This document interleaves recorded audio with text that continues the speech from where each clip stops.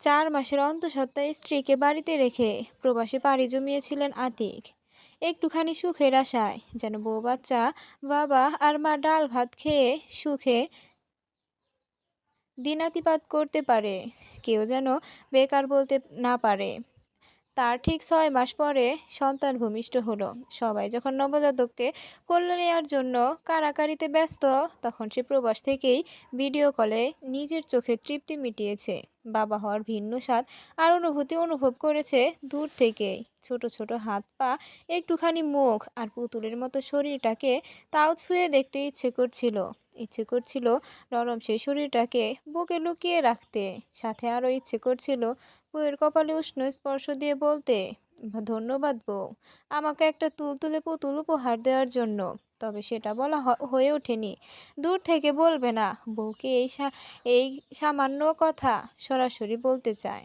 ১.৫ বছরে পা দিল মেয়ে, তবে আজও আতিকের ভাগ্য হয়নি মেয়েকে ছুঁয়ে দেখার। মন আর চোখ যেন দিনকে দিন চাতক পাখির মতো তৃষ্ণার্ত হয়ে উঠেছে।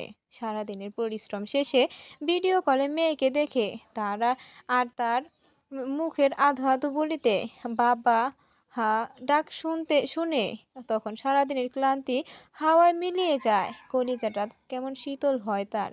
আজকাল তো মোবাইলের মাঝেই হাত বাড়ায় বাবাকে ছোঁয়ার জন্য। মোবাইলের ভেতর থেকে বাবাকে বের করতে চায়। যতবার মেয়ে বাবা ডাকে, ততবারই তার মনে হয় বাবা ডাকে এত সুখ। তার বাবারও নিশ্চয়ই এমন সুখ লাগে যখন সে ডাকে। শায়লা যখন মেয়েকে বলে, কুহু, বাবাকে তোমার দাঁত দেখিয়ে দাও তো। কুহু তখন অধর যুগল ফাঁক করে করে বাবাকে সদ্য গজানো দাঁত দেখায় আর হাসে। আতিক তখন তার মেয়ের ফোকলা দাঁতের হাসি দেখে বড্ড নিষ্পাপ সেই হাসি। আজ সেও একটা কন্যা সন্তানের বাবা।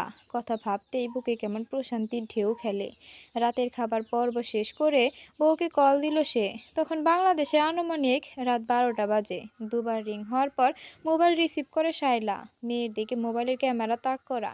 প্রায় ১০ মিনিট মেয়েকে দেখার পর আতিক বলল, মেয়েকে তো দেখলাম, মেয়ের মা কি ক্যামেরার সামনে আসবে? মেয়ের মাকে দেখার জন্য মনটা আকুপাকু করছে। শায়লা সেভাবে মোবাইল ধরে রাখলো। কোনো হেলদোল হলো না তার। আর কত অভিমান করে থাকবে বলো তো? দূরেই তো আছি, অভিমান করে যে আরও দূরে ঠেলে দিচ্ছ। তৎক্ষণাৎ নিজের দিকে ক্যামেরা ঘোরায় শায়লা। চোখে অভিমানের অশ্রু টলমল করছে।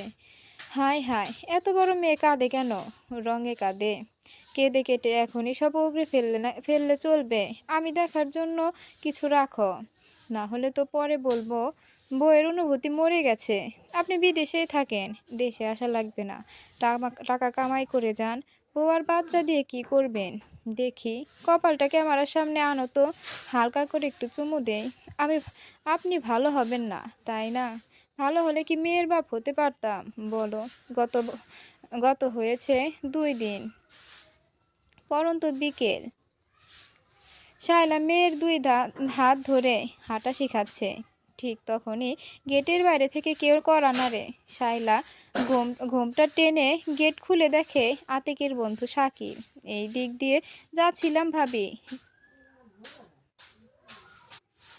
ভাবছিলাম কুহুকে একটু দেখে যাই, একটু পানি খাওয়ার না, তৃষ্ণা পেয়েছে খুব।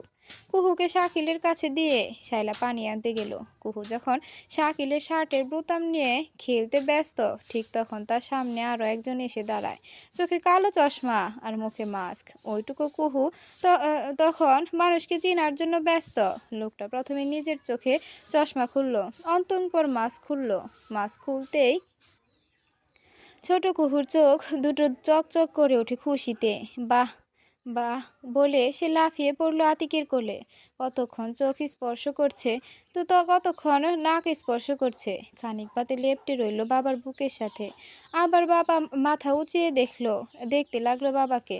আবারও লেপ্টে গেল বুকের সাথে। মেয়ের পাগলামো দেখে মুচকি মুচকি হাসছে আতিক। মেয়েকে বুকে নিতেই বুক কেমন শীতলতায় ভরে গেল। অজানা এক সুখে এসে ঘিরে ধরলো চারপাশে। আচ্ছা, এটাই কি সন্তান সুখ? হয়তো বা। দোস্ত, আজ যদি এখানে উপস্থিত না হতাম তাহলে হয়তো এত সুন্দর দৃশ্য কখনোই দেখতে পেতাম না। বলতে বাধ্য হচ্ছি, মেয়েরা বাবা ভক্ত হয়। আর আজ বুঝলাম বাবারা কেন মেয়েকে এত ভালোবাসে। তোকে কখনো দেখিনি সরাসরি, অথচ দেখ কতটা নিশ্চিতে তোর বুকের সাথে মিশে রয়েছে। মেয়েরা সবচেয়ে বেশি নিরাপদ হয়তো বাবার ছায়ায় থাকে। হয়তো ষষ্ঠ ইন্দ্রিয় জানান দেয় সকল প্রতিকূলতা থেকে রক্ষা করার জন্য মাথার উপর বাবা আছে। তোর অবুঝ মেয়েটাকে কেমন তোর উপস্থিতি উৎফুল্ল দেখাচ্ছে। হয়তো একেই বলে রক্তের টান। সেজন্যই তো বলি, বিয়ে করে নে।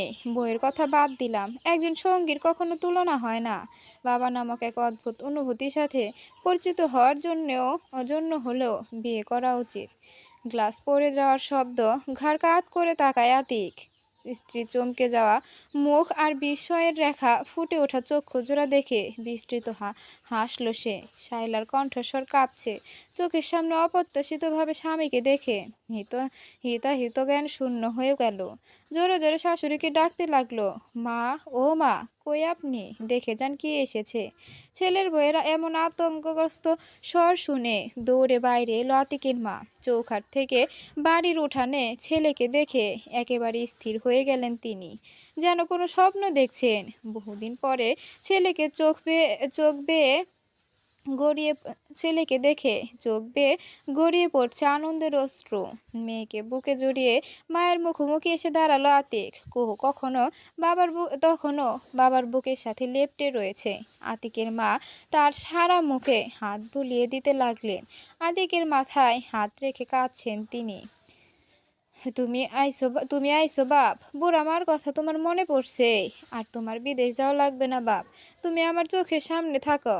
আতিক মায়ের কপালে চুমু দিয়ে আরেক হাতে আগলে নিল।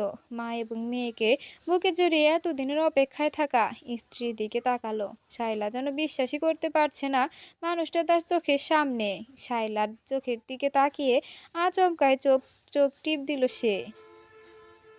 বিকেল থেকে রাত অব্দি আতিকের কোল থেকে কেউ কুহুকে নিতে পারেনি। ওয়াশরুমে থেকে কোনো রকম গোসল করে বের হয়েছে। মেয়ে তার ওই সময়টা চিৎকার করে পুরো বাড়ি মাথায় তুলেছে। সেই যে বুকের সাথে মিশে রয়েছে, এখনো বুকেই আছে। বাবার বুকের সাথে লেপ্টে ঘুমে বিভোর কুহু। শায়লা সব কিছু গুছিয়ে রুমে এলো। কুহুর জন্য বিছানা করে তাকে শুইয়ে দিল। আতিক দরজা বন্ধ করে শায়লাকে বুকের সাথে মিশিয়ে নিল।